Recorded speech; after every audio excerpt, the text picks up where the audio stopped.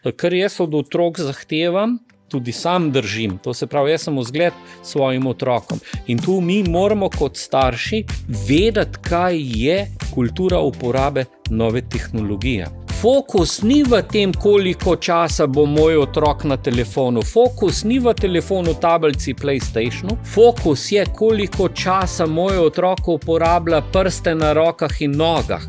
Če je moj otrok fizično aktiven, če moj otrok dela s prsti, potem mu jaz ne bom kompliciral uro, dve, ko je on na monitorčku in ekrančku.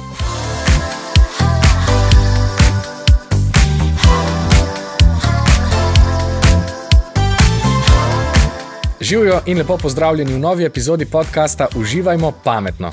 Danes se mi je pridružil Miha Kramli, terapevt in vodja Centra za zdravljenje odvisnosti v Novi Gorici, ki se ukvarja s kemičnimi in nekemičnimi zasvojenostmi. Midva se bova v najinem pogovoru posvetila prav slednjim in vam ponudila možnost, da ozavestite svoj odnos do tehnologije, prepoznate potencialne pasti in se jim seveda izognete. Kot ponavadi bova debatirala o odnosu nas samih s sabo, potem pa tudi o družinskih odnosih, tako da boste v najinem pogovoru gotovo vsi našli kaj zanimivega in dragocenega. Živjo, lepo pozdravljeni. Pozdravljen, Nik, bi mogoče samo nekaj popravil. Aha. Pa vas moramo vprašati, a ste vi odvisen od žene ali ste zasvojen ženo? Ker odvisnost je nekaj dobrega. Ne? Če ste vi od žene odvisen, je to nekaj dobrega. Ne? Če ste z njo zasvojen, je pa hudir. Ne? Ja, se pravi, govorimo o zasvojenosti in ne o odvisnosti. Tako, odvisnost od nove tehnologije je nekaj dobrega. Ker bomo vedno bolj odvisni in odvisnost od nove tehnologije se stopnjuje. In vlakovodja, ki pelje vlak iz Ljubljane v Berlin, on mora poznati računalniški sistem evropskih železnic.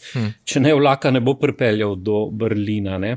In kirurg, če hoče danes operirati, tam, kjer z roko ne more poznati robotiko.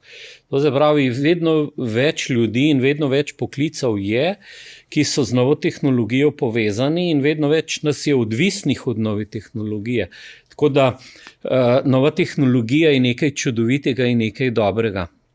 Samo od nje moramo biti odvisni. Ne? Priznam, da na to nisem še nikoli pomislil z te perspektive in je v bistvu ta besedna razmejitev zelo koristna, prav ja, za razmislek pa vstop v to področje. Kako pa bi potem lahko definirala nekemične zasvojenosti? Tako ja, zasvojenosti, tako, neodvisnosti. Dobro? Tako.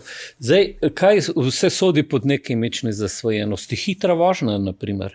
Mi imamo ljudi, ki jih imamo v obravnavi, ki dejansko lahko preko TikToka dobijo izziv, da vozijo od Nove Gorice do Bovca, kolikor se le da hitro, in tisti, ki zmaga, je Jack, je frajer. Potem... Pa mislite, da je tako samo na TikToku ali je to že od nekdaj nek tip zasvojenosti, naprimer s hitro vožnjo? Ni samo na TikToku.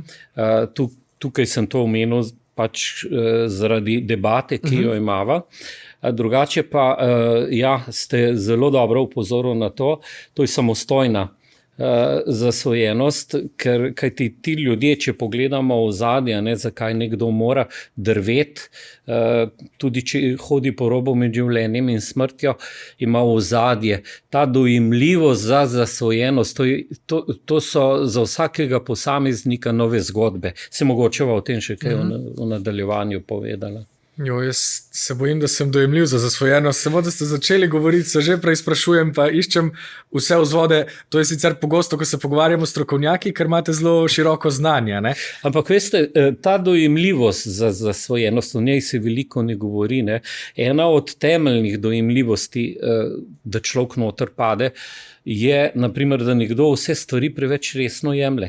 Naprimer, mladostnik, ki šolo študi in je ves vkrčil napetosti in potem mu lahko neka igrica nudi, da iz tega krča napetosti vsaj za 1 uro se omakne. In seveda, kdor vse tako silovito, krčevito doživlja, je stalno napet kot struna in mu vsaka stvar, ki ga lahko sprosti, pride prav. Zato je treba malo življenje tudi tako bolj sproščeno pogledati. Ravno kar ste opisali moje življenje na akademiji. Torej, ne morem reči, ampak v enem obdobju, ko je bil zame tudi res zelo naporen in seveda sem ga imel zelo resno, je bilo igranje ene moje umiljene igre en način sprostitve. Lahko pa torej ta način sprostitve pelje še naprej do razvijanja zasvojenosti. Seveda, ko človek potem okusi, da ga to sprosti, želi to ponavljati. In seveda, ko to ponavlja, se to lahko stopnjuje. Ker zdaj bi jaz mogoče, da ne bova preveč zašla, opozoril na eno stvar, ki se mi zdi izredno pomembna. V uvodu sva ločila med odvisnostjo in zasvojenostjo. Poglejte, narava je človeku zelo prizanesljiva. Kadar mi nekaj pametnega v življenju počnemo, tudi ko nekaj pametnega počnemo na telefončku, tablici, na računalniku, je narava na naši strani, kajti ko vi, naši otroci, delajo s pomočjo nove tehnologije, se možgani organizirajo tako, da en osnovnošolc ali pa srednješolc, ki piše obnovo, piše seminarsko nalogo, bo že po 1 uri začutil utrujenost, naveličanost in želi se distancirati od ekrana. Delo s pomočjo nove tehnologije ne zasvoji. Delo s pomočjo nove tehnologije pušča edino te posledice, če ima človek stalno prisilno držo, da ima neke fizične ukvare potem. Zdaj pa pozor, kadar grem pa jaz ali pa otroci ali pa kdorkoli od nas na telefonček, na PlayStation, na računalnik za sprostitev, za zabavo, takrat je pa čisto druga zgodba. Nas možgani ne pripeljejo do utrujenosti, do naveličanosti, ampak bodi vedno dlje, bodi vedno bolj intenzivno, vedno več tvegaj. Tako sem imel enega možakarja mojih let, to je res krajen primer, ki ga vedno znova povem. Pride en dan in reče: Kramli, pomagaj, 25 milijonov evrov sem izgubil. Pa sem ga vprašal, kako se vam je pa to začelo, je rekel: ja, na vrtu sem lahko preko telefončka s 3 igralnicami hkrati igral, potem kriptovalute, športne stave, in ta bodi vedno dalj časa, vedno bolj intenzivno, vedno več tvegaj, ga je pripeljalo do tega, da je izgubil nadzor nad časom, koliko časa preživi na igrah, teh virtualnih vsebinah, nad denarjem, nad svojim osebnim in družinskim življenjem. In njegova podjetja v tujini in v Sloveniji so bankrotirala, so propadla. A je torej izguba nadzora nad naprimer časom ali pa sredstvi že tak prvi resen indikator, da smo na poti proti zasvojenosti oziroma smo takrat že zasvojeni? Zdaj je tako, kdaj smo zasvojeni. Naprimer, če grem jaz po svojega otroka in mu rečem, da je kosilo, on pa igra igrce in reče, da pride za 2 minuti in bo pojedel, in on res pride za 2 minute, poje, pomije posodo, se pogovarja in gre potem ven. To je vzorec in to je čisto v redu. Če grem jaz po svojega otroka in mu rečem, da je kosilo, igra igrce, pravi, da takoj pride, in ko grem tretjič, mu moram reči: zdaj ti bom pa vzel PlayStation ali pa telefonček, se razburi, preklinja, vzame krožnik in gre s krožnikom v svoj kotiček in igra naprej igrce in je. To je navada, to je še rešljivo doma. Ko mama pelje svojega srednješolca v šolo, prvo, kar naredi, ko gre v avto, vzame telefonček in začne z igrcami. Ko mu ona tretjič reče, da želi z njim govoriti, ker bo cel dan sam doma, on tako ponori, da brca v vetrobransko steklo, da se poškoduje in potem nabuta še mamo. To je pa prisilno vedenje. Zakaj je to prisilno vedenje? Zaradi tega, ker on ne more obvladati svojega vedenja, svojih čustev, ko mu mama želi vzeti nekaj, kar njemu ogromno nekaj pomeni in je to navezan. Tukaj je en zelo pomemben podatek, ki nas kar pretrese. Ta podatek je, da od 100 zasvojenih z drogo so 3 nasilni, od 100 zasvojenih z novo tehnologijo je 36 nasilnežev. Kaj to pomeni? To pomeni, da ko nekomu, ki je dejansko že tako padel v svet, virtualni svet, če mu to odzameš, ne more obvladati svojega vedenja. Mi imamo primere osnovnošolcev, fanta, tak osnovnošolc druge triade, ko mu postavijo strukturo uporabe nove tehnologije, je zvečer sredi noči šel v garažo, vzel kantico za bencin in polil bencin od spalnice staršev do vhodnih vrat in začel kričati, če mi ne vrnete nazaj v obsegu, kot sem imel novo tehnologijo, bom zažgal hišo. Ampak a so to že primeri, naprimer, skrajnih vedenj? To je skrajno. Pa lahko taka vedenja ali pa takšno zasvojenost preprečimo že prej, ne? Oziroma opazimo, da gre nekaj narobe, da morda preveč časa ali pa preveč intenzivno živimo, ne vem, na spletu ali pa v igrah. Ja, to je zelo dobro vprašanje. Da se stvari preprečiti.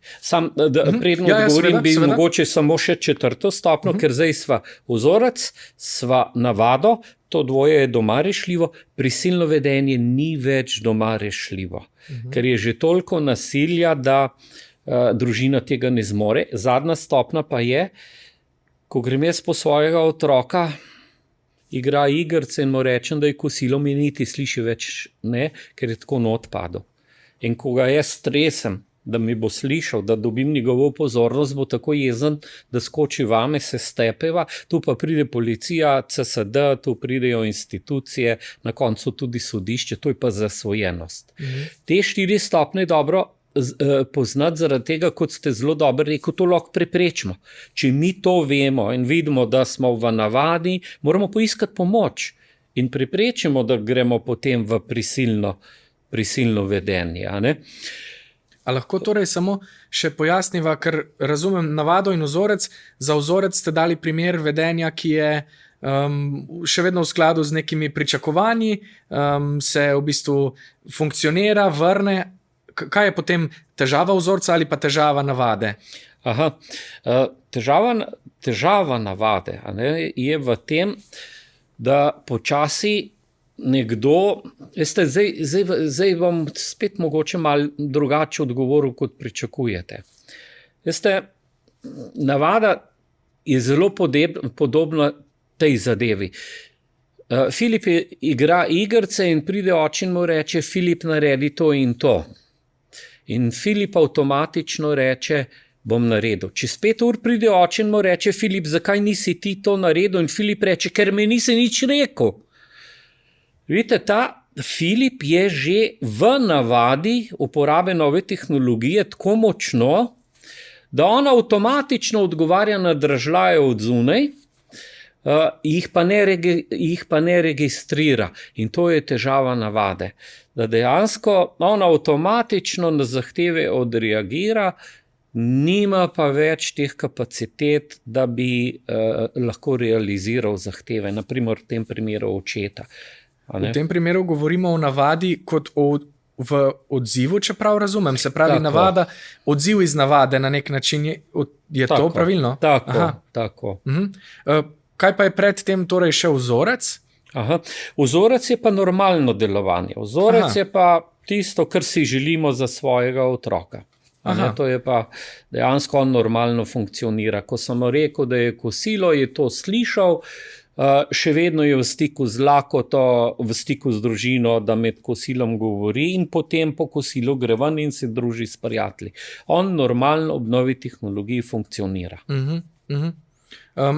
Kaj pa lahko torej, če sva zdaj v družinskem kontekstu, naredimo, če kot starši opazimo, sumim, da moj otrok naprimer že drsi v področje navade, da se odziva tako iz navade, pa da potem ne uresniči tega, kar je rekel, da vidimo, da izgublja mal stik s sabo ali pa moč vedenja. Kaj lahko naredim? Poglejte, ena od zelo pomembnih stvari, ki se jo moramo starši zavedati in tudi družina je, da moramo oblikovati družinsko kulturo uporabe nove tehnologije. Kaj to pomeni? Treba je oblikovati prostorsko in časovno kulturo uporabe nove tehnologije. Nova tehnologija v družini, ki imajo otroke stare do 12. leta, mora biti nameščena tako, shranjena tako, da ni v dosegu oči otroka. Da otrok nima to dejansko v očeh, ker ti to je velika skušnjava. Potem, veste, jaz lahko rečem, da je zdaj že moj prijatelj, rečemo, da mu ime gospod Tomaž. On je bil eden in je eden večjih vinarjev v Vipavski družini, v Vipavski dolini in on je 30 let pil. Zdaj pa 9 let ne pije. Možakar strče 60 let. Zdaj se pa vi zamislite, Nik, da jaz njemu in dan rečem, veš kaj, gospod Tomaž, 9 let ne piješ, če 60 let imaš, od zdaj naprej boš spal v vinski kleti, žena ti v noč zaklenila in Bog nadej, da sod vina odpreš. Jaz njemu tega ne smem reči, zakaj? Zaradi tega, ker je skušnjava prevelika. Mi pa svojim otrokom ne damo v sobo sod vina, ampak telefonček, tablica, računalnik, PlayStation, televizija. To so skušnjave, ki jih niti odrasli pogostokrat ne zmoremo premagati. To se pravi, otrok, mladostnik v svoji sobi ne more imeti nove tehnologije. Če vi pridete k meni na obisko v Vipavo, boste videli, da je v hiši en računalnik na hodniku. Da so telefoni na dogovorjenem mestu.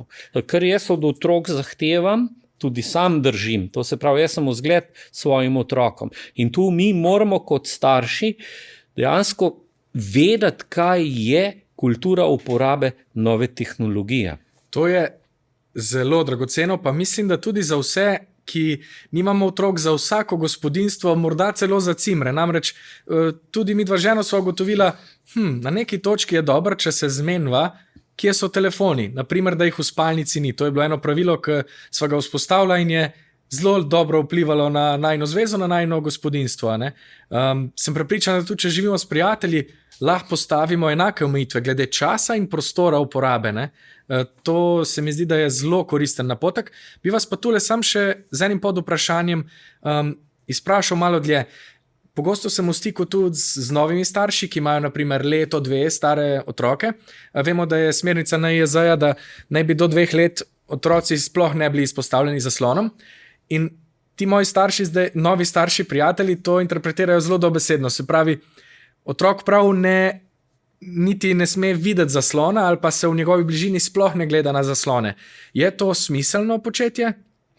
Nik, zdaj pa midva eno stvar zelo podrobno razložila, da jo novopečeni starši ali pa bodoči starši razumeli, zakaj gre. Poglejte, ko se otrok rodi, ima 100 milijard celic. 100 milijard celic v svoji biti imajo zapisano, da se otrok mora plaziti, da mora griz, da mora premetavati kocke, da mora shoditi. To se pravi, v 100 milijard celic je v osnovi, v njihovi biti zapisano, da napišejo novo življenjsko zgodbo, da raziskujejo obzorje. In zdaj smo mi dali v zibelko monitorčke. Ti monitorčki pa predvajajo slikanice. Te slikanice pa vsebujejo metuljčke, veveričke, zajčke, srnčke. Vse to je nekaj čudovitega. Problem pa nastane, ko je v slikanici zajček, metuljček, v to slikanico ukomponiran na način, da ta, rečemo, 1-letni, 2-letni otrok še preden shodi, gleda tega metuljčka in zajčka, ker je tako ukomponiran v to slikanico, da teh 100 milijard celic zaustavi in otrok je sposoben 2, 3, 4 ure biti na miru in gledati te zajčke, te metuljčke. Zakaj? Zato, ker je nekdo najel skupino strokovnjakov, ki manipulira 100 milijard celicami in ti zajčki, ti metuljčki na umeten način otroka tako sprostijo, navdušijo, nagrajujejo, da je teh 100 milijard celic tako srečnih, da pozabijo na plazanje, na gibanje, na grizanje, na to, da bi otrok shodil. In otrok je lahko 3-4 ure prebit na tisti monitorček, ampak to se zdaj še nadaljuje. Ker če to traja pol leta, vsak dan, da je otrok na 20-40 cm nekega monitorčka, ker je srečen, zadovoljen, pomirjen, se možgani v pol leta naučijo, da je fokus in bistvo življenja na 20-30 cm. In ko mi tega otroka pri 2, 3, 4 letih peljemo na igrišče, na travnik, v gost, ker so možgani navajeni, da je fokus življenja na 30-40 cm, on na igrišču nič ne vidi, na travniku nič ne vidi, v gozdu nič ne vidi, postane nemiren, celo slabo se počuti na igrišču, na travniku in bo naredil sceno, da gre čim prej domov in ko pride domov, vključi monitorček in se v hipu pomiri. Nedolgo nazaj sem imel v Avstriji za vzgojitelje eno predavanje in pride eden vzgojitelj in pravi: Kramli, poslušaj, v vrtec prihaja infanta kot dinozavrček. Igra se kot dinozavrček, počivati gre kot dinozavrček, ko od njega nekaj zahtevajo, odgovori kot dinozavrček. In ko je on govoril, starši so rekli: starši, ma ne se sekirati, on cele dneve igra igrice na temo dinozavrčka in gleda tudi risanke na temo dinozavrčka. Dragi starši, vsi, ki to gledate, to je tako pomembno. Ta dinozavrček je simpatičen, ampak ta dinozavrček je vkomponiran v to igrico na način, da bojo ti otroški možgani postali obsedeni, bodo dejansko z vso strastjo in z vso silovitostjo dojemali tega dinozavrčka kot del sebe. In potem bo ta otrok v vrtec prihajal kot dinozavrček, ne kot Luka.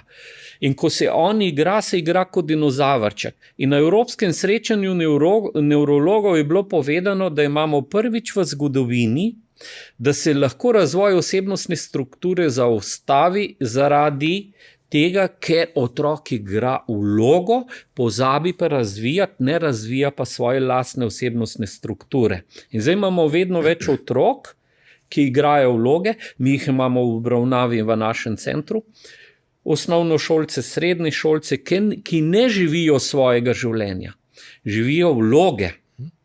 In to so ljudje, ki so izredno dojemljivi za umetno ustvarjene potrebe, to so nekritični potrošniki, to so tako vodljivi ljudje, da je neverjetno. In potem pridejo starši enoletno starega otroka, 2-letnega, 3-letnega otroka in rečejo: ne more jesti, ne odpre ust, če nima odprtega monitorčka. To pomeni, da dejansko smo prišli v eno obdobje, da so zunanji državljani lahko pomembnejši od osnovnih potreb. Če se imamo vseeno za starša, ki je ozaveščen o tej temi, bi pol celo interpretiral to lahko kot, torej, ko imam recimo 1-2 starega otroka v gospodinjstvu, sploh ne bom odpiral, gledal zaslonov, telefona, televizije. A je to torej smiselno vedenje? Ali gre za bolj, naprimer, omejitev prostora, časa, pa bo v mojem gospodinjstvu pač tudi tehnologija, ker živim z njo? Ali je smiselno, da pa jo čist umaknem v tem času? Poglejte, ja, zdaj čisto nič ni narobe in otrok ne bo prizadet in oškodovan, če do 12. leta sploh nima stika z novo tehnologijo. Zdaj pa mi vemo, da severne države iz lastne prakse in izkušnje so se nekaj naučili, digitalizacijo na novo opredeljujejo. Kaj sploh je digitalizacija? V slovenskem prostoru sploh moramo to doreči, kaj je digitalizacija. Organizirana digitalizacija bo pa res naše otroke in mladostnike pripravila, da bojo res konkurenčni v svetu.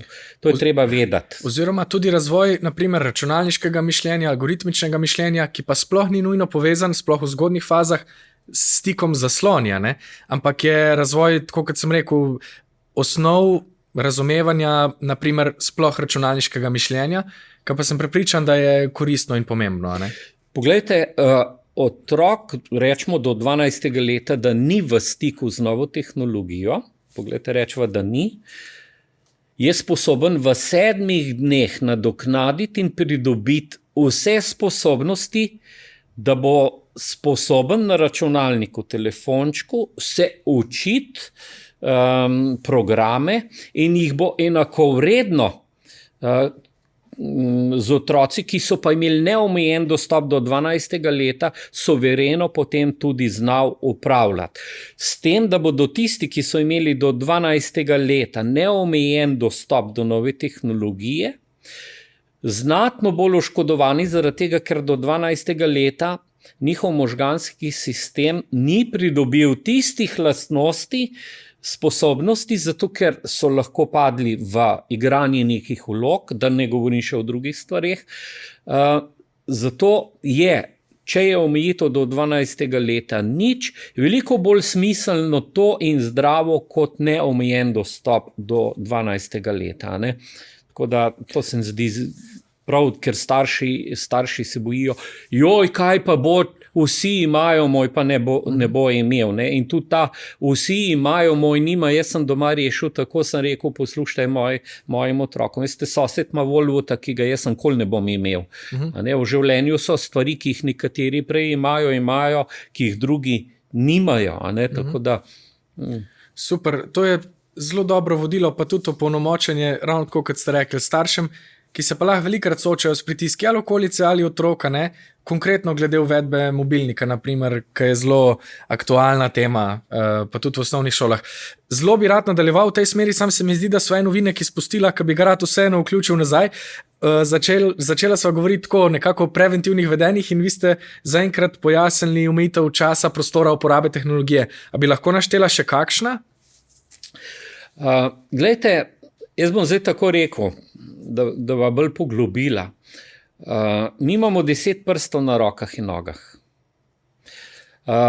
Vsak prst ima blazinico in vsaka blazinica ima nekaj tisoč senzorjev. In prsti na rokah in nogah, otrok, ki je rečva zelo aktiven, meče žogo na koš, teče, zlaga drva, grabi na vrtu, pleza, kolesari, on, če je 3-4 ure, 5 ur na dan fizično aktiven, 5 ur nahrani vsak dan možgane z realnim življenjem. Otrok, ki je fizično aktiven, možgane nahrani z realnim življenjem. Tak otrok, tudi če je 1-2 na igrcah socialnih omrežjih, ga virtualno ne bo uničilo. Zakaj? Zaradi tega, ker je možgane nahranil z realnim življenjem. Zdaj se vračam pa na vaše vprašanje. To se pravi, fokus ni v tem, koliko časa bo moj otrok na telefonu. Fokus ni v telefonu, tablici, PlayStationu. Pustimo to. Fokus je, koliko časa moj otrok uporablja prste na rokah in nogah. Če je moj otrok fizično aktiven, če moj otrok dela s prsti, potem mu jaz ne bom kompliciral 1-2, ko je on na monitorčku in ekrančku. Če je pa moj otrok pasiven in ga čist nič ne zanima in njegovi prsti drsajo samo po gladki ploščici, mu pa niti pol ure na dan ne morem dovoliti telefončka, tablice, PlayStationa. Zakaj? Zaradi tega, ker se zna zgoditi, da bo on tako padel v virtualno, realnega pa ne bo doživljal, da bo tako padel v virtualno, da bo počasi realno postajalo prenaporno. In ti otroci, ki jih je veliko, in tudi mladostnikov in študentov, ki jih je že veliko, ki jim je virtualno bolj realno kot realno, oni so tako v virtualnem, veste, da počasi upuščajo treninge, to, kar jih je prej veselilo, druženje s prijatelji, da ne govorim, da ne hodijo več na faks, v srednjo šolo ali pa v osnovno šolo, ker jim je realno prezahtevno. Zato, dragi starši, fokus je v fizični aktivnosti, tako kot je za hišo lokacija, je za mladega človeka aktivnost. In aktivnost je merilo, koliko se uporablja novo tehnologijo. Ja, zdaj si predstavljam sebe čez, 10-15 let, ko svojemu otroku, ko pride domov, rečem, si uporabljal prste na rokah in na nogah? Koliko? V redu. Ampak jaz računam da v tevi z njim. To je super. Veste, ker zdaj moramo povedati še eno zakonitost. Veste, Nemška raziskava je pokazala, da v nemških družinah ni več na prvem mestu človek, ampak monitorček. Raziskava je namreč pokazala, pa to ne velja samo za Nemce, to velja po celem svetu. Raziskava je pokazala, da če se pokvari, ne vem, računalnik, izgubi telefonček, PlayStation, je veliko bolj buren čustveni odziv, kot pa če eden od družinskih članov zboli ali pa za dalj časa odpotuje. Namreč zdaj, če bi šel na parkirišče in mi telefon pade iz žepa in ga z avtom povozim, moja žena je pa istočasno na rizični operaciji in ko jaz telefon povozim, je danes ogromno moških, ne samo moških, tudi žensk, če bi bili v moji koži, ko povozim telefon, da meni veliko bolj vznemiri to, da sem povozil telefon, kot pa kaj se dogaja z mojo ženo na rizični operaciji. Vse raziskave na svetu kažejo, da nepravilen odnos do nove tehnologije lahko naredi zid med menoj in ženo. Lahko naredi zid med menoj in mojimi otroci. Lahko naredi eno veliko štalo v družinski dinamiki. Ogromno čustvenih poškodb in ohladitev je zaradi nepravilne uporabe. To se pravi, vse raziskave kažejo, da lahko v družini naredi nova tehnologija ogromno škode. Druga raziskava pa pokaže, to, kar ste vi zelo dobro osvetlil, tam, kjer je družina 2 do 3 ure na dan povezana, možgani proizvedijo dovolj potrditvenih občutkov. To se pravi, še enkrat to poudarjam. Dragi starši, probajte to slišati, kar bom zdaj še enkrat ponovil. Tam, kjer je družina 2 do 3 ure na dan povezana, možgani lahko proizvedijo dovolj potrditvenih občutkov. Rekel sem, poudarek je na povezana. Ne tam, kjer je družina fanatična do otroka. Ne tam, kjer je otrok alfa in omega. Ne tam, kjer je otrok center in središče vsega dogajanja. Tam možgani proizvedijo odklone. Ne potrditvene občutke, zato sem poudaril, tam, kjer je družina 2 do 3 ure na dan povezana. To pomeni, da vsi vemo, vsaj približno, kaj kdo dela, kje je kdo, kaj naredimo skupaj na vrtu, mogoče si ogledamo skupaj en film. To se pravi, povezanost je osnova, da možgani proizvedejo dovolj potrditvenih občutkov. Ja. Tega je pa zdaj nik vedno manj, zato ker je vsak zatripan cel večer, cele dneve in ni povezanosti in ne morejo možgani proizvajati dovolj potrditvenih občutkov. In če naprimer opazim v svoji družini ali pa pri sebi v odnosu v gospodinjstvu, mislim, da smo malo oddaljeni drug od drugega, naprimer, da se zatekamo v virtualne svetove drug stran, kaj lahko naredim? Glejte, zdaj bom tako rekel. Prenova partnerskega odnosa ali pa, mi imamo ogromno skupin, ravno včeraj zvečer sem imel skupino, skupine so čudovita, ko bi rekel, terapevtska pomoč za vse, ki bi za eno stopnjo poglobili, naj si bo osebno ali pa tudi partnersko življenje. Slovenci imamo zelo čudovito besedo za srečo. Sreča je srečanje. Jaz ne bom nikoli pozabil mojega prvega stika, to je bil moj prvi pacient, ko sem pri 30 leti začel delati z zasvojenostjo, sem imel primer družine, skupaj so jedli. Veliko so bili tudi skupaj. Ampak niso opazili, da ima njihov sin tudi poleti dolge rokave. Imel je pa dolge rokave, da je skril obode. Pa je imel povoje. Tega niso videli. Oni so bili skupaj, niso se pa srečali. Samo to, da živimo pod isto streho, ni garant zagotovilo, da smo mi funkcionalna družina. Mi se moramo srečati, se moramo videti, zaznavati se moramo.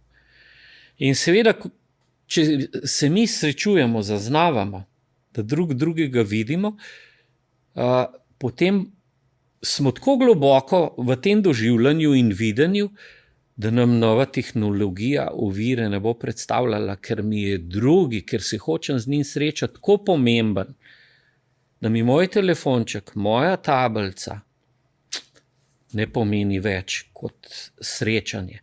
Zapravi, jaz tudi v partnerstvu, jaz sem zelo zadovoljen, ko vedno več mladih pride in reče, sva prišla zato, da bi se pametno ločila.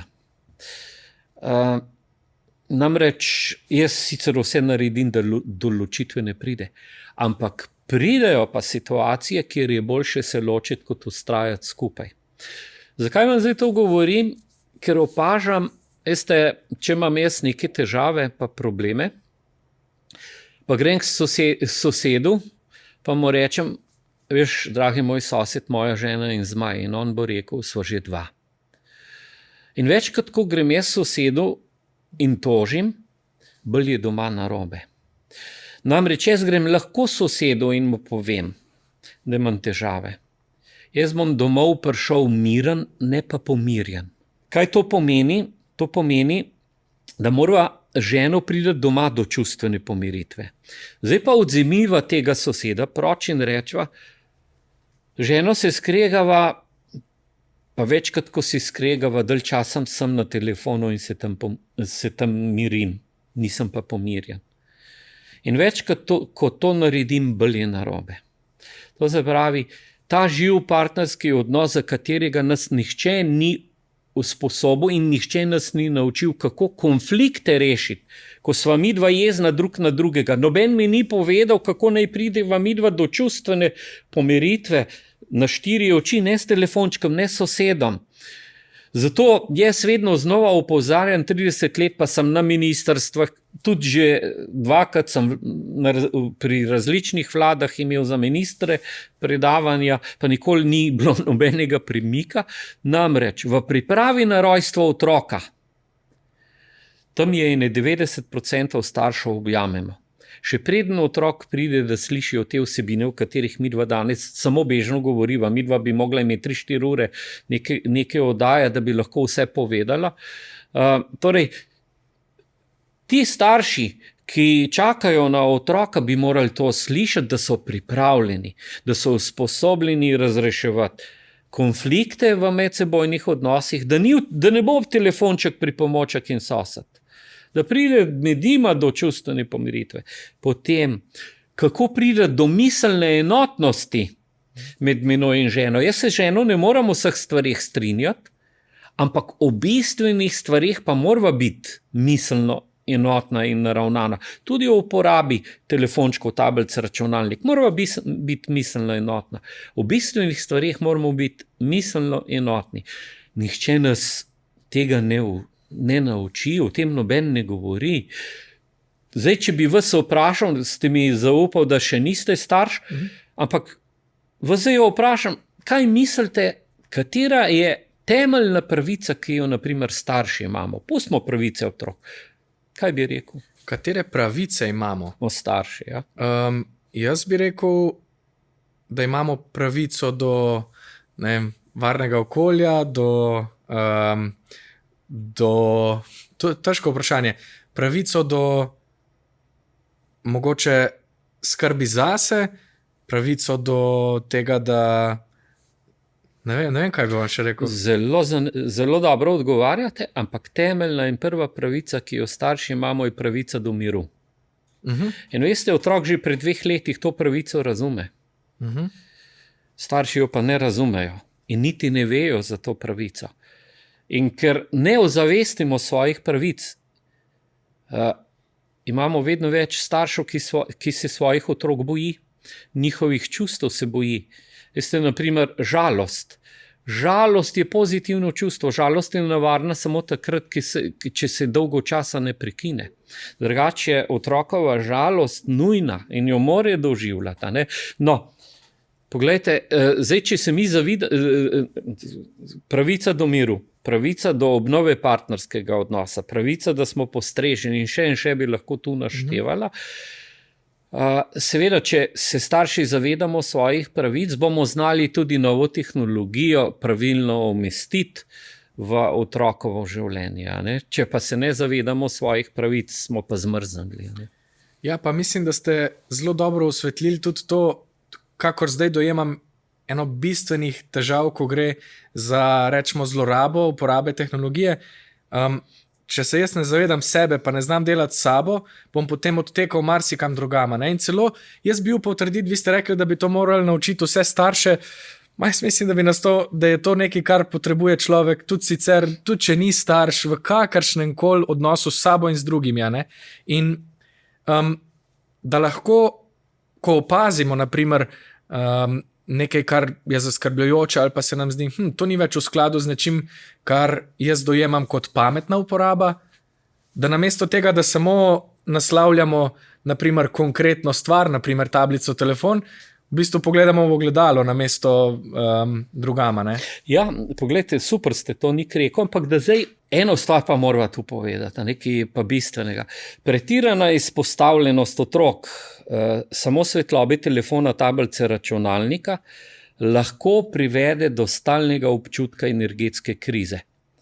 Pa sploh zdaj ne govorimo o vsebini, pa o programih, ampak do 12. leta otroški možgani čisto drugače sprocesirajo to svetlobo kot po 12. letu.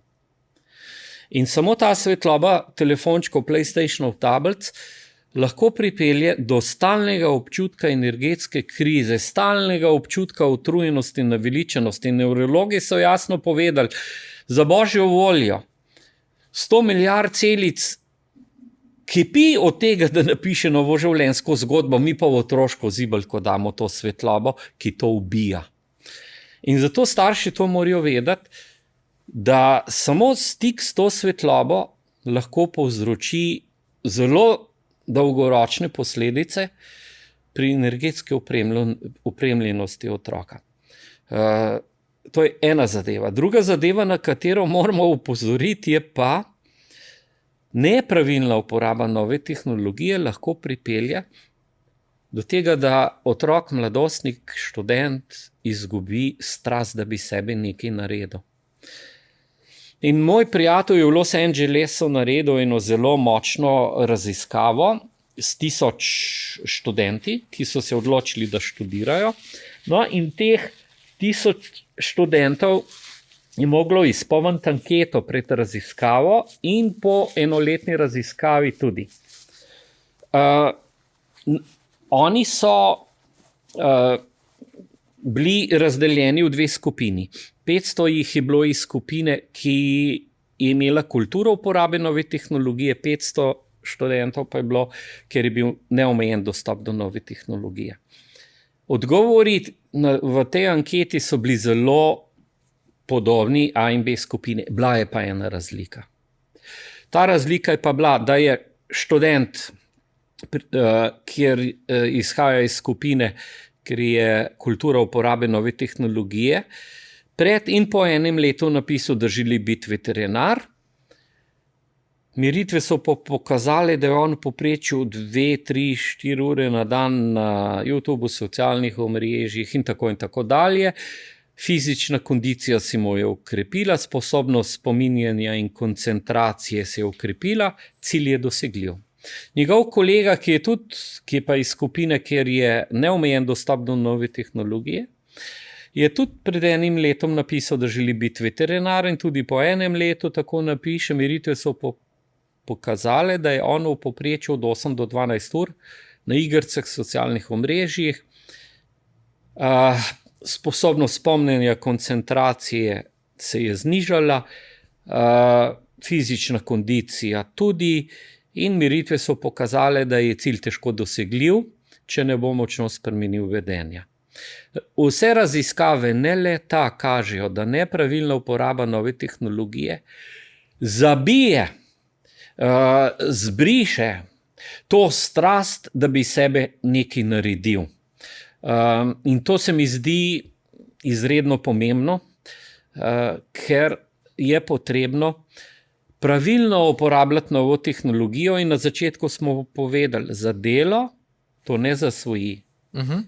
In če jaz delam s pomočjo nove tehnologije, moja ambicioznost, slab po raziskovanju, raste. Ja. Če pa jaz sem zgolj na igricah, socialnih omrežjih, kot ta študent 8 do 12 ur, je to tako prevladujoče, da mojo slo potem, da bi iz sebe nekaj naredil, zatolče, to izveni.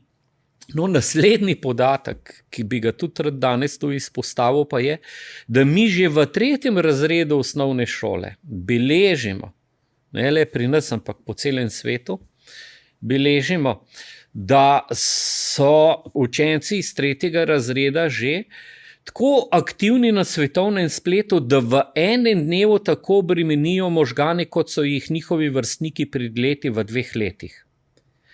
Dragi poslušalci, upam, da ste to slišali. Danes v 3. razredu osnovne šole že obremenijo na svetovnem spletu, če imajo neomejen dostop do svetovnega spleta, v enem dnevu možgane toliko, kot so jih prej vrstniki v 2 letih. To pomeni, da možgani morajo poiskati zaščito. Ta zaščita pa je, da se možgani naučijo sprocesirati samo lahke podatke, nezahtevne podatke, zato da možgani preživijo. In če od 3. razreda osnovne šole do 9. razreda vsak dan to, možgani usvojijo vzorec, da zmorejo sprocesirati samo lahke podatke. In zdaj, če ima ta otrok ambiciozne starše, ga vpišejo na gimnazijo, tam so pa zahtevni podatki. Prvi letnik rukne in so starši zaprepadeni, pridejo k nam in rečejo, mi tega ne moramo razumeti. On je nadpovprečno inteligenten, on je neverjeten, on je tako sposoben in jim verjamem.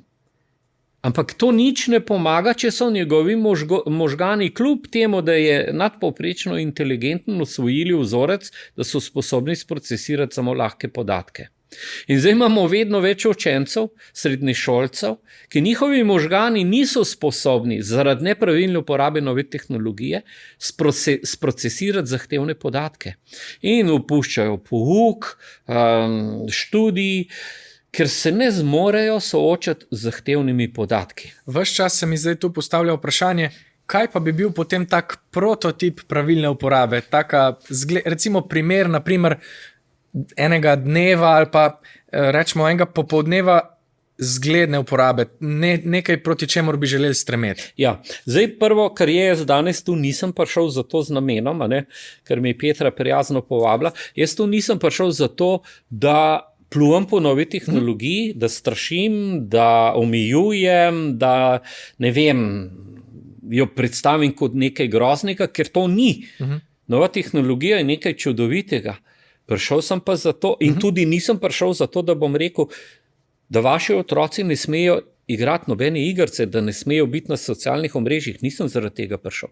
Prišel pa sem zato, kar ste zdaj vprašal, da povem, moramo imeti kulturo, strukturo uporabe nove tehnologije. Kaj to pomeni? To pomeni, da je en dan praktično zgleda tako, da če moj otrok, ne vem, bil na treningu košarke, hokeja, ne vem kaj, ali pa zlagal drva, ali pa je bil danes, ne vem, na Šmarni gori, midva se lahko zmeniva, da je 1 uro, 1,5 ure, zdaj glede na starost, pa tudi na ambicioznost otroka, ker to je zanimivo, me spomnite, da nam pa je nekaj povedal, ker nismo vsi enaki. Veste, tudi če smo iz iste družine, 2 otroka sta popolnoma različna, nista enako dojemljiva za zasvojenost.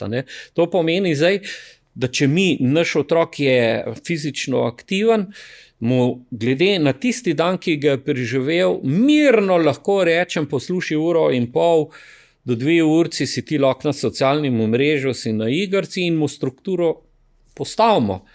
In ko to izvenimo, ta 1-2 preteče, pridemo tja in rečemo, tako sva bila dogovorjena, jaz za tem stojim, on, če bom moledoval, pa želel, glej, jaz se te ne bojim. Jaz sem tako odločil, glede na to, da so tvoji prsti delali, sva postavila tako strukturo. Jaz sem starš, ki sem sposoben tvoje kričanje, tvojo manipulacijo prenesti, si jo ne bojim in vztrajam, jaz te obvladam, se ne bom bal. A veste, pogosto krat starši vprašajo, a jaz 15, 16, 18, 19 letniku lahko še postavljam meje? A mu lahko še smem kaj reči? Seveda lahko. Veste, ker v čem je zdaj težava? Težava je zdaj v tem, mi vemo, da 18, 19, 20 letnik še vedno potrebuje usmeritve. Težava ni v tem, ali on to potrebuje. Potrebuje. Težava je v starših.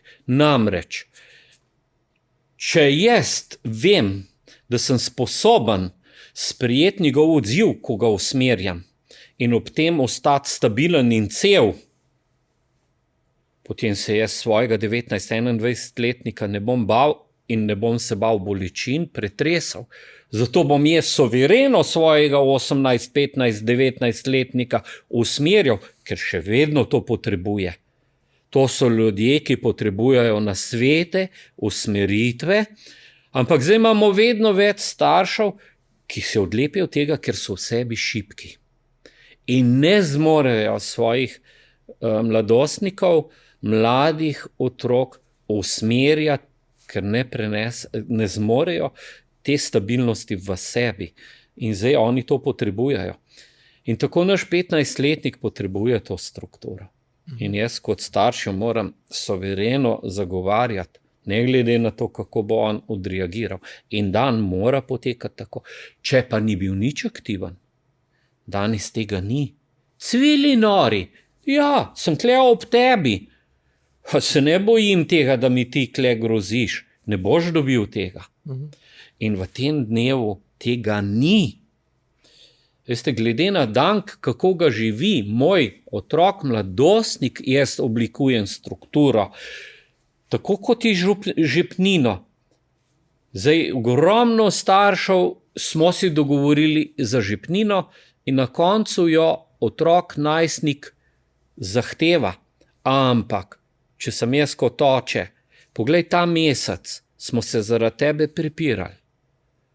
Nisi naredil obveznosti za šolo, nisi dejansko sodeloval v pogovorih in ker smo se slabo počutili, žepnine ni.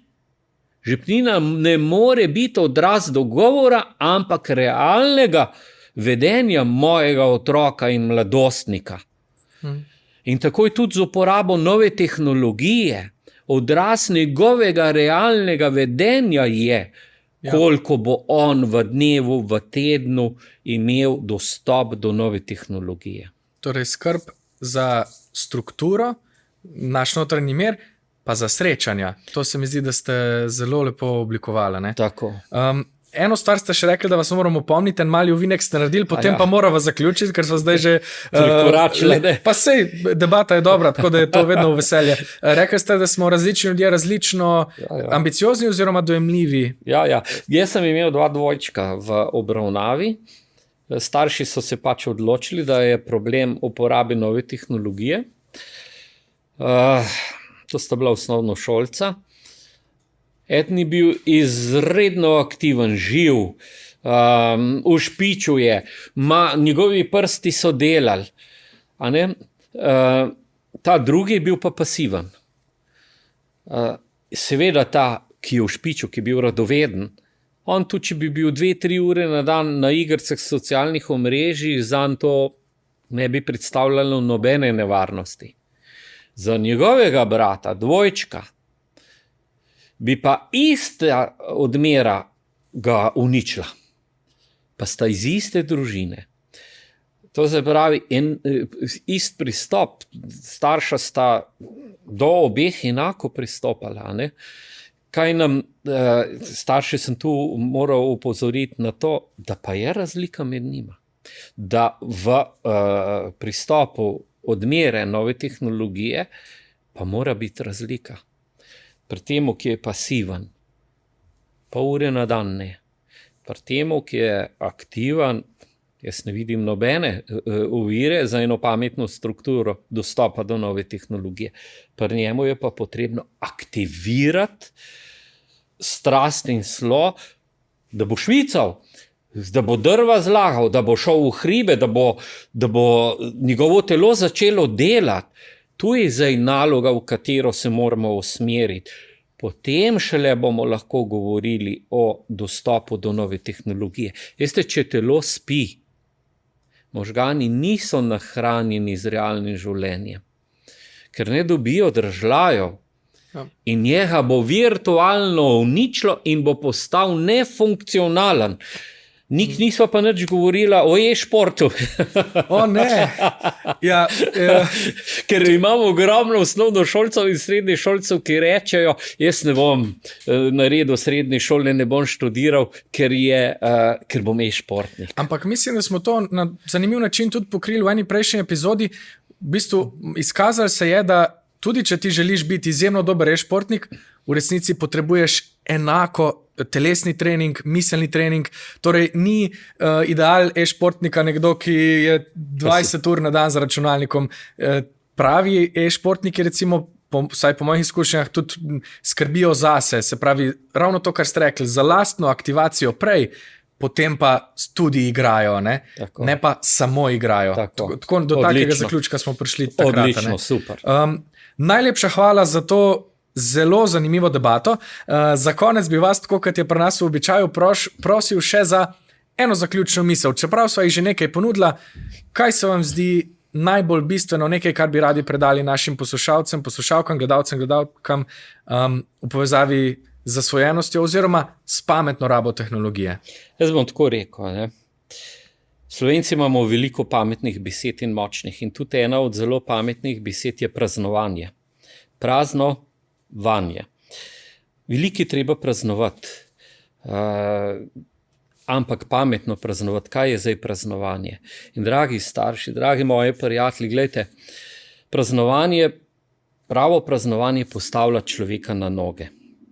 To pomeni praznovanje, da človek mora nekajkrat letno ob nekih prelomnih dogodkih, rojstnih dnevih, obletnicah, takih in drugačnih praznikih, da se izpraznimo, pomeni svoje bolečine, notranje vozle, stiske vreči iz sebe ven, da se postavimo na noge. Praznovanje torej pomeni, da skupaj sedemo, se spominjamo, plunemo iz sebe ven tisto, kar nas je bolelo, postavljamo nove temelje za to, da bomo do naslednjega praznika na nogah. Danes pa praznovanje razumemo, bolj ko si ga nalijem, bolj ko si ga zatripam na pornografiji, na igrcah, na socialnih omrežjih, večji frajer sem. Bolj ko ne vem, kako pridem domov, da se niti ne zavedam, večji jack je. To ni praznovanje. To ni postavljanje človeka na noge, ampak uničevanje. Naučimo se praznovati in veliko praznujmo. Praznujmo in uživajmo pametno, bi lahko zaključili. Najlepša hvala. Najlepša hvala za to debato. Hvala vam, da ste bili z nami. Se vidimo in slišimo v naslednji.